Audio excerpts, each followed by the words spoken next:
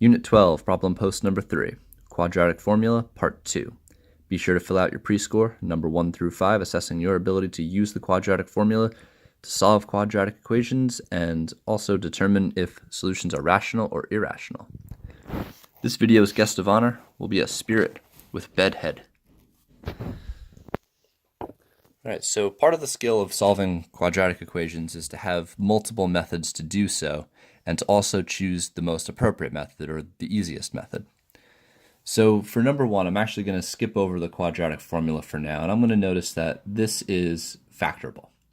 So I'm going to use the zero products property and factor this quadratic, and then set the factors equal to 0 to solve.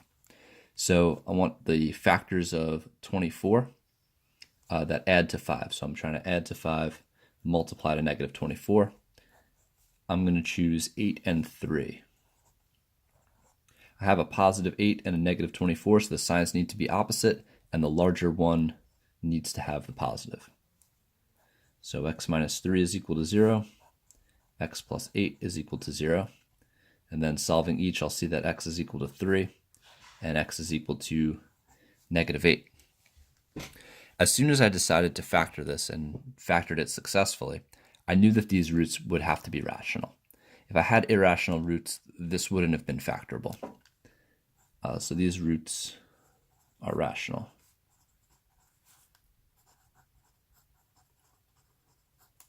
Rational. There we go. Okay, number 2.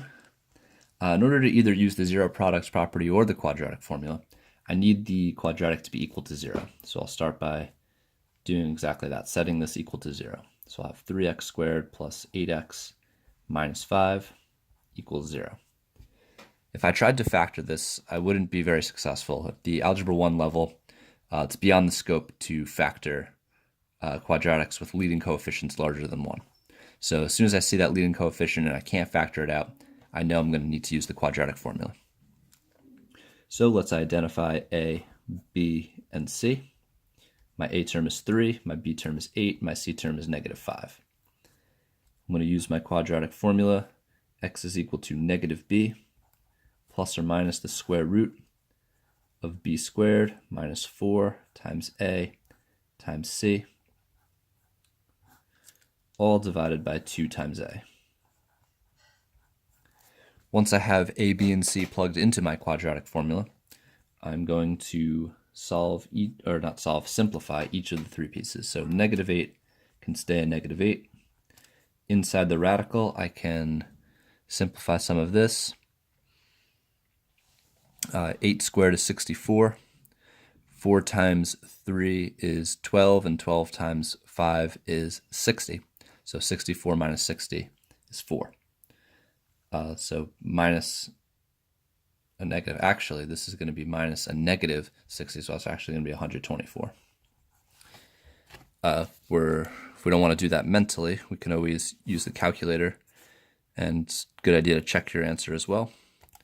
So we have 8 squared minus 4 times 3 times negative 5, and we get our 124. There we go. So I just typed in the expression underneath the radical, exactly as I saw it. That's all being divided by 2 times 3, which is 6. At this point, we want to see if the 124 is a perfect square. It's not, but maybe there could be a number that divides it, a perfect square that divides it. So let's do 124 divided by x. Check out the table of values. My table is pretty large right now, so I'm going to start my table at 0. And I want to scroll through my numbers to see if any perfect square divides 124, and it looks like 4 does. And it goes in 31 times. So 4 is a good one. This is a perfect square. I skipped over the 1 and the 2 because these aren't perfect squares. Neither are 124 or 62. So I need a perfect square. So I have 4 and 31. So negative 8 plus minus the square root of 4, square root of 31, all over 6. Now from here, I can rewrite this, the square root of 4, as a 2. So x is equal to negative 8 plus minus 2 root 31. over 6. And now I see that I have a common factor of 2. 2 goes into 8 4 times, 2 goes into 2 once, and 2 goes into 6 3 times. So my final answer here will be -4 plus or minus the square root of 31 all over 3. This is as simple as it's going to get algebraically. We can, however, type this into the calculator to determine if it's going to be rational or irrational. So one thing I can do is just see if the square root of 31 is rational or irrational. I see that it gives me this decimal. It doesn't look like it has a pattern. I can't convert it into a fraction, so the square root of 31 is in fact irrational. If I tried to add or subtract anything, a rational number to an irrational number, the result will be irrational. And if I divided an irrational number by a rational number, the result would also be irrational. So if you know this, that can save you some time plugging in everything. But if I were to substitute this expression into the calculator once using the plus sign, I would get an irrational number. Another time using the minus sign, it would still be irrational. So these roots are irrational.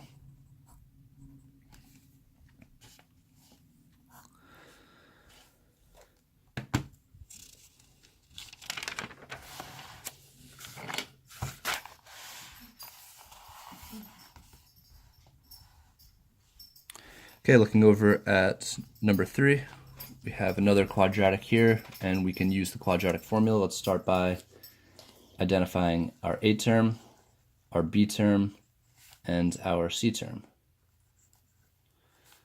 Once we have A, B, and C identified, we can then substitute these values into our quadratic formula.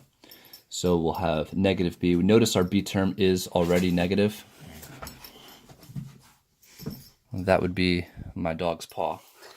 But our B term is already negative, so we will have a negative sign for the formula, and then my B term, which also happens to be negative.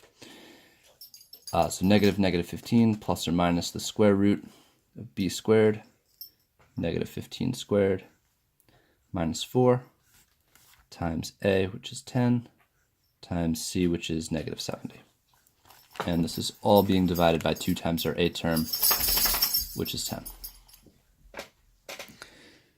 Okay, so we have a lot going on here, a lot of large numbers, a lot to simplify. We'll start by simplifying the double negative here. That's just a 15. All of the stuff underneath the radical we can plug into the calculator. So we can do -15 squared minus 4 times 10 times -70.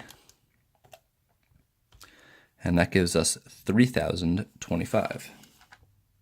So that's the square root of 3,025. I wonder if that is a perfect square. I have no idea. 2 times 10 is 20. So from here, I guess we can square root 3,025. And look at that. It happens to be a perfect square. It's it's 55 squared. I guess we should all brush up on our 55 times tables. We probably should have known that, right?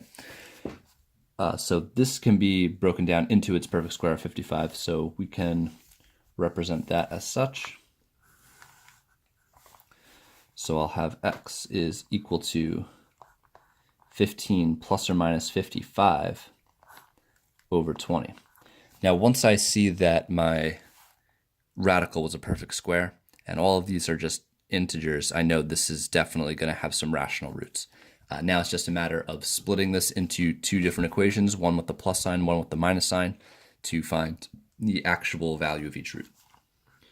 So I have x is equal to 15 plus 55 over 20. And let's use the calculator for this because we can be a little bit lazy. 15 plus 55 over 20. And that gives us 7 over 2. So one answer we get will be 7 over 2. And then we have our other root, which is x is equal to 15 minus 55 over 20. And I'm just going to go up and highlight, and then I can change that plus sign to a negative, a minus sign. And we get a -2. So my two answers are 7/2 and -2, and these are rational.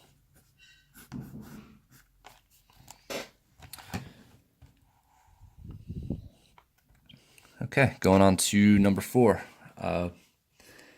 We can attempt to factor this, where our A term is 1, but the factors of 1 are just 1 and 1, and there's no way I'm going to make a 7 with a 1 and a 1. So this doesn't seem to be factorable, which is a strong indicator that the roots will be irrational. However, they could be just fraction roots, so we got to use the quadratic formula to confirm. So x is equal to -b plus or minus the square root of b squared minus 4 times a times c. Notice I put a 1 in for a. If I don't see anything in front of the x squared, the coefficient would be a 1.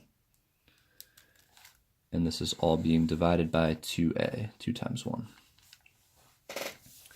Okay, so we can go ahead and enter this into the calculator, what's underneath the radical. 7 squared minus 4 times 1 times -1. We probably could have done that mentally, but it's 53. So x is equal to -7 plus or minus the square root of 53 all over 2. 53 is not a perfect square, and I do not believe we could break it down any further. If we put 53 divided by x, we can go check out the table, and no perfect square divides 53. So that means the radical is as simple as it's going to get, and we also know that the square root of 53, using our calculator trick, is rational. Doesn't look like it has a pattern, but it can convert to a fraction of integers, which means this is a rational number.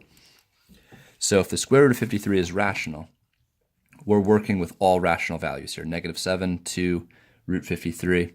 So however I combine these with addition, subtraction, multiplication, or division, the result will always be rational. So these roots are going to be rational. However, I'm going to leave this answer exactly as it is because I cannot break down this 53 into a integer value. So this is going to be my answer for the roots, their exact value, but I know that these roots are rational because 53 can be, the square root of 53 can be represented as a rational number, and combining rational numbers through any operation will result in more rational numbers. All right, finally, number 5 just wants to know if the roots of the quadratic are rational or irrational. So it saves us a little bit of work here because we don't actually need to find the roots themselves. We just need to determine the rationality. Okay, so let's use our quadratic formula. -3 plus or minus the square root of 3 squared minus 4 times 2 times -10. All over 2 times 2. So here's my expression. I'm going to go right to the calculator for this. Usually when I'm finding roots, I need to break it down as much as I can before plugging into the calculator. But if I'm just determining if they're rational or irrational, I can go right to the calculator. So we'll make our fraction, and I'm going to put all of this stuff right in. So -3. First, I'm going to do plus the square root of 3 squared minus 4 times 2 times -10 all over 2 times 2.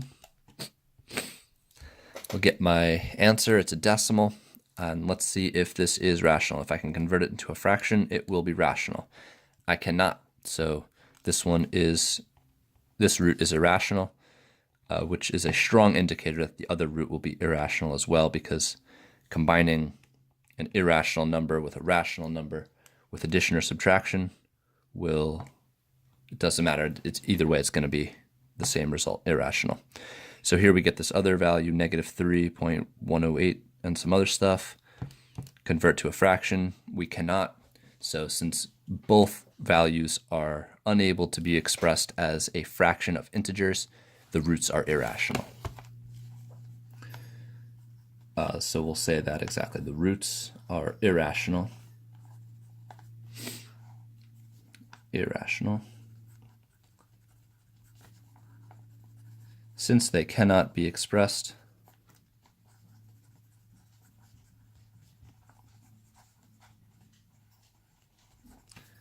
as a fraction of integers.